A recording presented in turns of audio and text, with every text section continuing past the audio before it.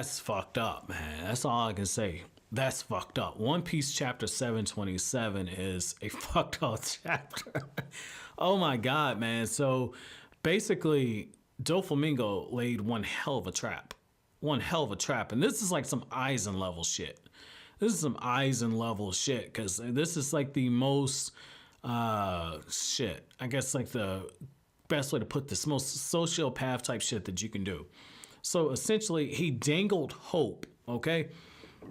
He dangled hope in front of all the citizens and said, well, not the citizens, in front of the king, and said, you know, if you can get me 10 billion berries, I'll sell you the kingdom. Let you guys go free. Gave the king hope, and the king acted out of character, bowed his head to all the citizens, and is just doing everything he can to convince them that he's doing everything in good heart.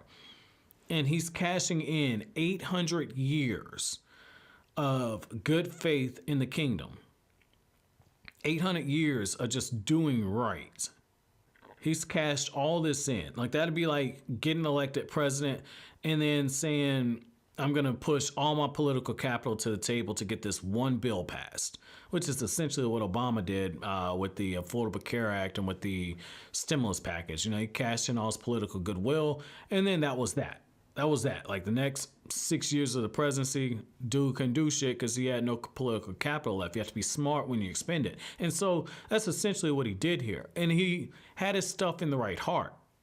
You know, his heart was in the right place. He's like, okay, they don't understand now, but once the kingdom is safe, you know, we'll make reprimands and everything. We'll do right by our citizens. But first, we have to get out the clutches of Doflamingo. And, you know, he flat out says, he says, you know, we carry ourselves with dignity. We carry ourselves with respect. We're not going to stoop to the level of pirates. We're not going to behave in this way. I'm not going to fight against them. And yet, that was probably the one thing he should have done. But given Doflamingo's strength and his authority as one of the 7 warlords and the fact that he is the rightful king, I mean, what do you expect? What do you expect? You know, there's levels to this shit. So, I mean, I get it. You know, the king was in a rock hard place. And the fact that it looked like he was going to pull it off, and then Doflamingo takes over his body using that string power he has, and he takes over his body, and he forces the king to ride into the city. He forces the king to kill his subjects. And then kills some of his soldiers. And then he takes over the soldiers' bodies. And Doflamingo says, no, you have to wait. You have to wait to make your entrance. The hero has to wait until all hope is lost to show up. That is some cold calculating shit. You know, to use another Bleach reference, because I'm starting to get why, you know, my buddy told me, he said, hey man, like if you like Bleach and you like Eisen, you're gonna love Doflamingo. Now I'm seeing it. Because I love characters that pull shit like this. Now I'm seeing it. Because to use that Bleach reference, that's kind of like with how when Rukia is being set up for execution and Jean just shows up. And when he shows up, you know, Ichimaru, he shows up and he says, you know, oh, Ichigo's here, and he gives him a little bit of hope, or gives her a little bit of hope, and then he just yanks it away right then and there. You know, Rukia was ready to die, and then she had hopes about living. She had hopes about living at that point. She had regrets. And that's, I mean, that's the cruelest thing you can do. And that's essentially what Doflamingo did. He gave hope, but then he also said, I'm not going to take out your hands.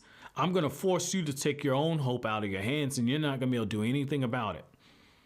And to have to live with those memories of killing your subjects, of turning everyone against you, of a foreign body essentially taking over your country, and then everyone mistakenly believing him and loving him over you, and you know that he's bringing darkness.